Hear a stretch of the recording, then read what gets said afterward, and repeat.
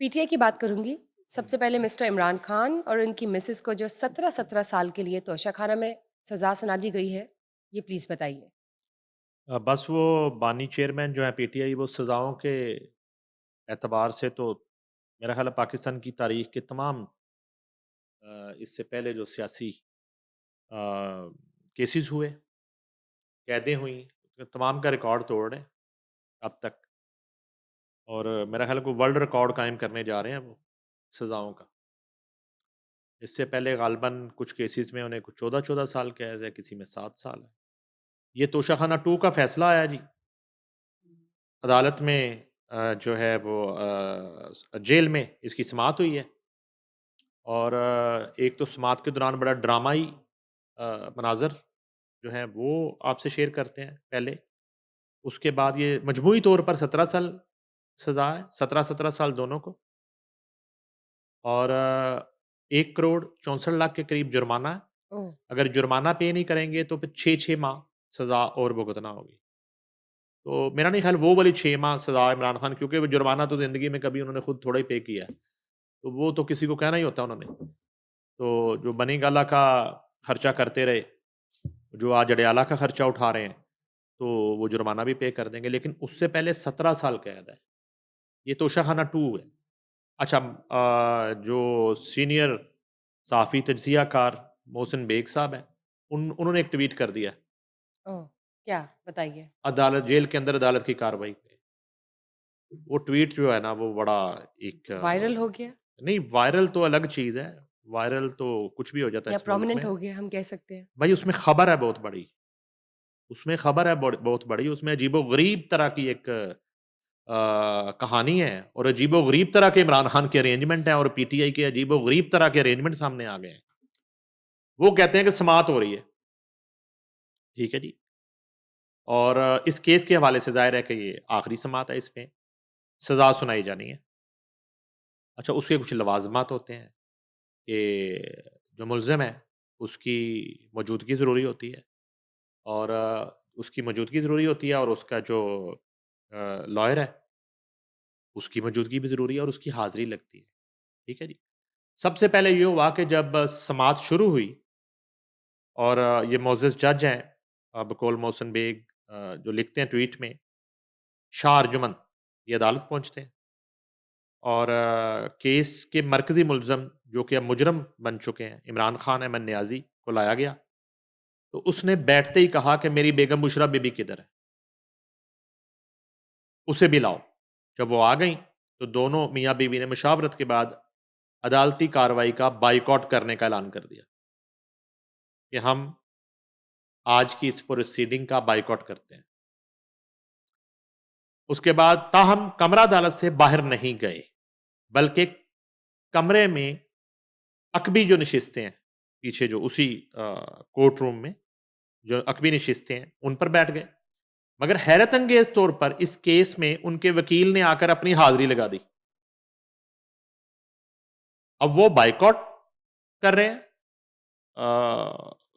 कल के मुल्ज़िम और आज के मुजरिम, और उनका जो वकील है, वो आके हाज़िरी लगा देता है, जो कि बाद में पता चला कि इमरान खान की मर्ज़ी के बगैर वो हाज़िरी लगा देता है। हाज़िरी लगा दी, प्रोसिक्यूशन के वकील ने भी अपनी हाज़िरी लगा दी, तो जज ने सज़ा सुना दी। अब वो एक जो प्रोसेस था आईनी, वो कंप्लीट हो गया। राइट। जब दोनों अतराफ के जो वकला हैं मौजूद थे। इस केस के, उन्होंने जब हाज़िरी लगा दी, जी। तो कोरम पूरा हो गया, हाज़िरी लग गई तो सज़ा सुना दी। ये दोनों मियाँ-बीवी ने पीछे बैठकर सज़ा सुनते रहे। फैसला सुनाने के बाद जज तो चले गए, मगर ये दोनों मियाँ-बीवी अपने वकील से लड़ पड़े और उसे कहा कि तुम क्यों आए हो? तुम्हें नहीं आना चाहिए था। यानी कि जिस तरह आप मुख्तलिफ प्लेटफ़ॉर्म से बायकॉट करते हैं, भाग जाते हैं, चाहे वो कौमी असम्बली का ऐवान हो, चाहे वो सेनेट हो, चाहे वो एनए का हल्का हो, चाहे वो सेनेट इलेक्शन हो, चाहे वो मीडिया का महाज़ हो। वहाँ जब बायकॉट होता है तो उन्होंने यहाँ बायकॉट किया, लेकिन वो अधूरा बायकॉट था। अरेंजमेंट मुकम्मल नहीं थे, वकील को एतमाद में नहीं ले सके या वकील से मीटिंग नहीं हो पाई। वो वकील साहब सीधा आए, उन्होंने आके हाज़िरी लगा दी। ठीक है जी। अच्छा, उसके बाद लड़ पड़े और कहा कि तुम क्यों आए हो? तुम्हें नहीं आना चाहिए था और ना हाज़िरी लगानी चाहिए थी। ठीक है जी। ताकि जज फैसला ना सुना पाता, जिस पर वकील ने कहा कि जब ऐसे केसेस का फैसला सुनाया जाता है तो वकील की हाजिरी जरूरी होती है। ताहम दोनों उस पर बरहमी का इजहार करते हुए अदालत से निकल गए और दोनों को इनके सेल में बंद कर दिया गया। दोबारा अपनी मंजिल पे वापस पहुंच गए। ये तो मोहसिन बेग साहब का ट्वीट है, जो अंदर की कहानी उन्होंने बता दी है कि हुआ क्या वहां पे अदालत के अंदर। इनसाइट्स। यानी कि ये इनका कोऑर्डिनेशन का आलम है। और ये जो बाहर वहाँ पे डेली जो है ना एक थिएटर लगता है अलीमा खान की क़यादत में और सुहेल अफरीदी की क़यादत में, वो सिर्फ बाहर आके जो है ना वो ज़ुबानी जमा खर्च करके और वो म्यूज़िक सुन के और तराने सुन के चले जाते हैं। लेकिन कोऑर्डिनेशन का आलम ये है कि इतना इम्पोर्टेंट डे है पीटीआई के लीडर के लिए और सज़ा सुनाई जानी है और उनके वकील को नहीं पता कि उनका क्लाइंट क्या चाह रहा है। कोऑर्डिनेशन नहीं है, केमिस्ट्री नहीं है। 0% नहीं हाँ है, जी, कम्युनिकेशन कुछ नहीं है ही नहीं। ठीक। मैं कहता हूँ कि चले इसमें हम एक बात ये कर लेते हैं कि उनकी मुलाकात नहीं हो पा रही थी। मे बी इस वकील से, चले मैं ये कह लेता हूँ मुबैना तौर पर इन वकील साहब से भी मुलाकात नहीं हो पाई होगी इससे कबल। लेकिन फिर वकील साहब का ये बनता था कि वो जब कोर्ट में आए तो पहले अपने क्लाइंट से मिल लेते, हाजिरी लगाने से पहले उनसे मिल लेते, या बुशरा बीबी रूहानी तौर पर उन्हें 1-2 दिन पहले कन्वे कर देती रूहानी तौर पे। वो जो ख्वाबों वाला एक सिलसिला है, उसमें वकील को पता चल जाता कि मैंने हाजिरी नहीं लगानी या वहां नहीं आना। क्या ख्याल है? अगर माजी में उनकी रूहानियत से सिग्नल चला जाता है इमरान खान उन्हें। वजीर आजम बन गए, माजी में यही बताया हमें, तो यही बताया गया ना, हम तो एक जो बताया गया उसी पे बात कर रहे हैं। जो समझाया गया, जो बताया गया, जो थिएटर दिखाया गया, जो फ़िल्म दिखाई गई, जो हमारी मनाज़र हमने अपनी ज़िंदगियों में देखे, कि वो एक रूहानी तरीके से उन्होंने वज़ीर-ए-आज़म बना दिया। और अब यहाँ पे वो कन्वे कर देती रूहानी तरीके से वकील को कि आपने नहीं आना आना।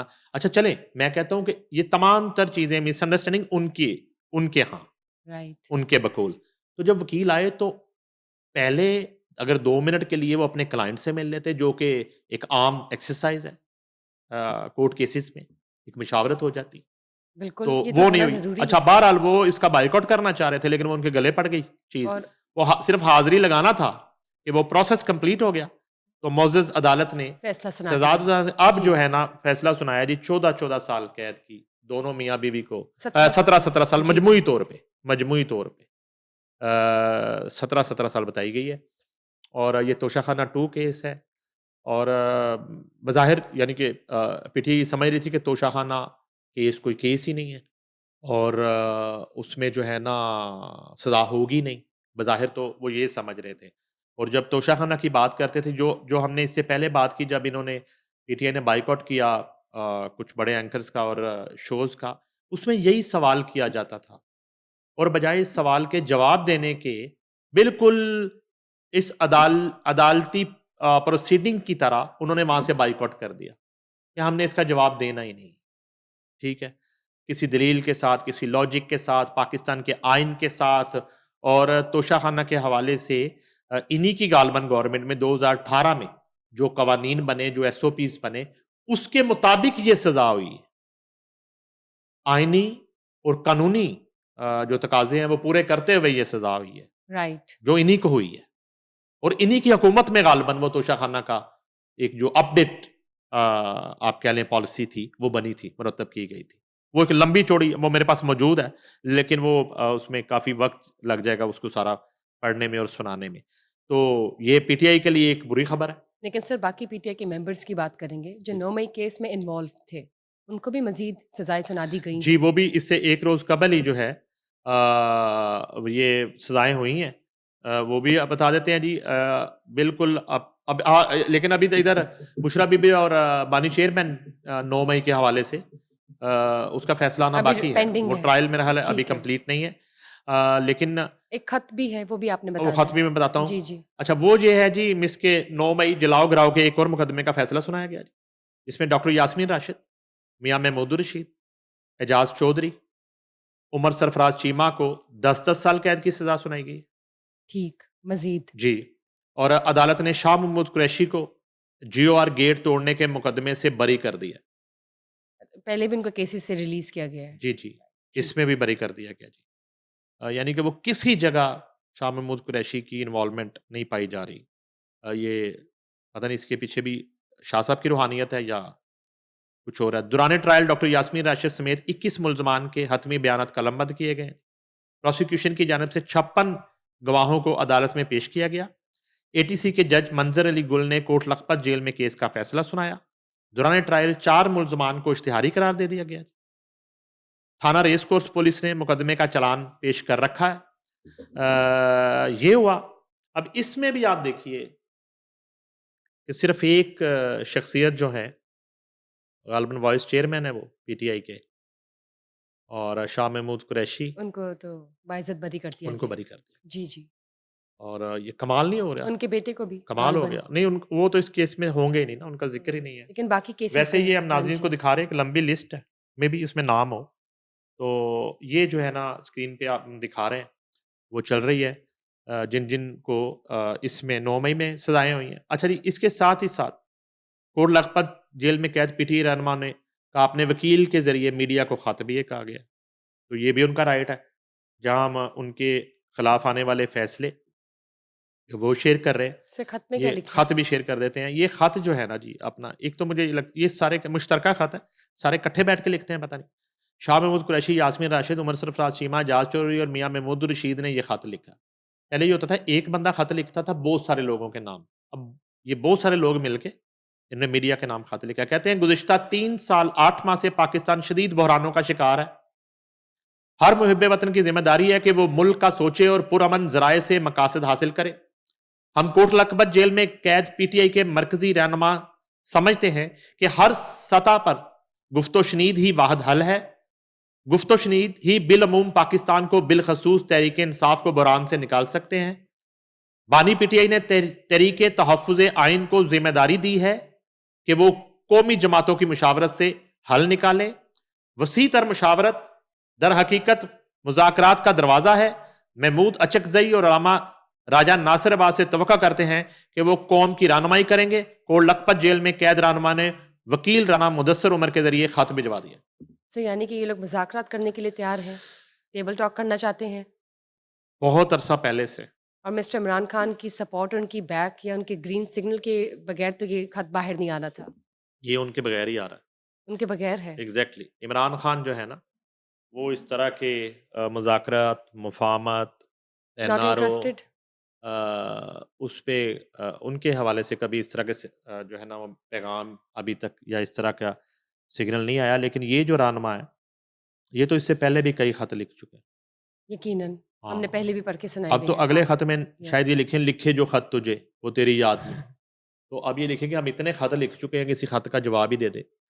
तो एक खत बजाय मीडिया को खत लिखने के मुसलसल जेल के अंदर से हुक्मरान वक्त को लिखने, एस्टेब्लिशमेंट को खत लिखने, ये एक खत सारे मिलके अडयाला जेल लिख देना कहीं to convince them. Imran Khan के या नाम कि पायन होश करो, अकल करो, होश के नाखुन लो, अपने करदा गुनाहों की माफ़ी मांगो, ना करदा पे रिलीफ मांगो, हमारी भी जान छुड़ाओ, अपनी भी जान छुड़ाओ।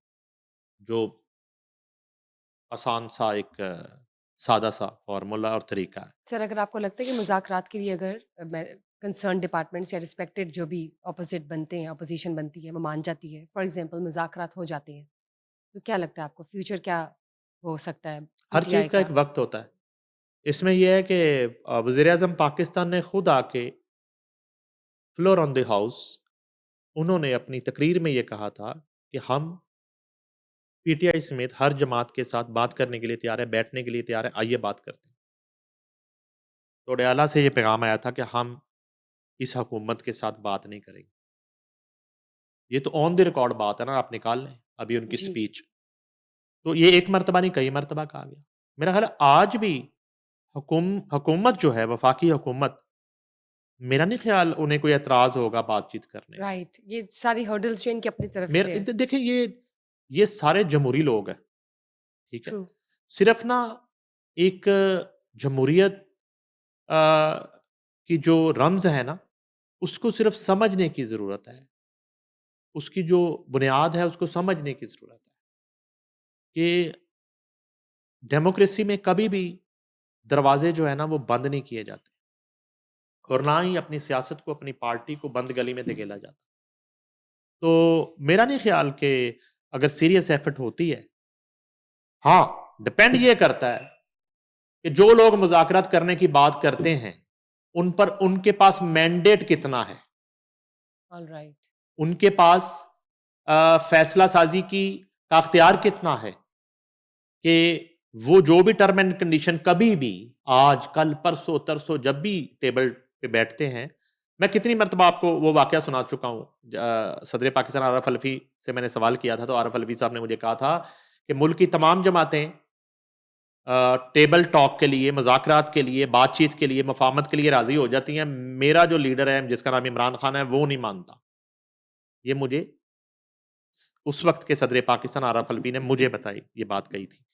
तो सूरत-ए-हाल ये है कि वो ये मुज़ाकरात करते रहे यहाँ पे, चीज़ें तय करते रहे, वो साहब अंदर बैठे कहते रहे जी, ये कौन है ये मुज़ाकरात करने वाले? वो ये कह देने वाले वो। ये कौन है मुज़ाकराती कमेटी? मैंने तो नहीं बनाई। क्योंकि वो किसी पे ट्रस्ट ही नहीं करते, किसी पे एतबार ही नहीं, अपनी ज़ात से आगे कभी सोचा ही नहीं है। यही वजह है कि आज आज वो इस हालत को पहुँचे। क्या इमरान खान के अलावा पूरी पाकिस्तान तहरीक-ए-इंसाफ में मुझे एक लीडर निकाल के दिखा दें जो उस्मान बुज़दार को वज़ीर-ए-आला पंजाब बनाने के हक में था? उस नाअहल आदमी को वज़ीर-ए-आला बनाने के बाद कोई एक पीटीआई का लीडर जो उसकी तमाम तर एक्टिविटी के खिलाफ नहीं था, जो इमरान खान को आगाह नहीं करता रहा कि ये नाअहल शख्स है, मारे जाएंगे, उनकी किसी की मानी नहीं। छोड़ दें आप एस्टेब्लिशमेंट को, मैं तो इनकी अपनी जमात की बात कर रहा हूँ। आप नाम लेना उस वक्त के, बहुत से तो लोग इनरेलीवेंट हैं उस वक्त भी, आज भी। अभी अभी की बहुत सारी क़यादत का इमरान खान को पता ही नहीं होगा जेल के अंदर कि मेरी पार्टी के कुछ इस तरह लोग बाहर फिर रहे हैं और वो लीडर बन के फिर रहे हैं। यकीन करें आप, उसको पता भी नहीं होगा।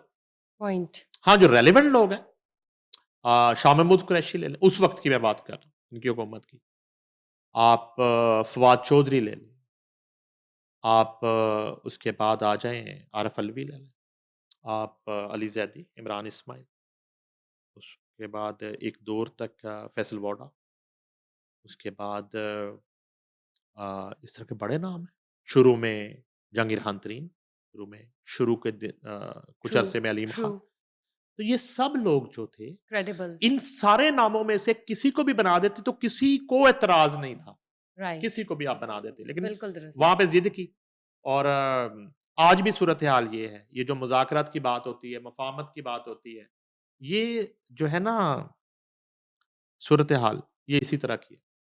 चलें देखते हैं क्या रिस्पॉन्स आता है जिनके नाम खत लिखा गया है, और मिस्टर इमरान खान बतौर बानी पीटीआई क्या रिस्पॉन्स देते हैं, अगर तो ये उनकी मुशावरत से नहीं हुआ एज़ पर आपने जो कहा।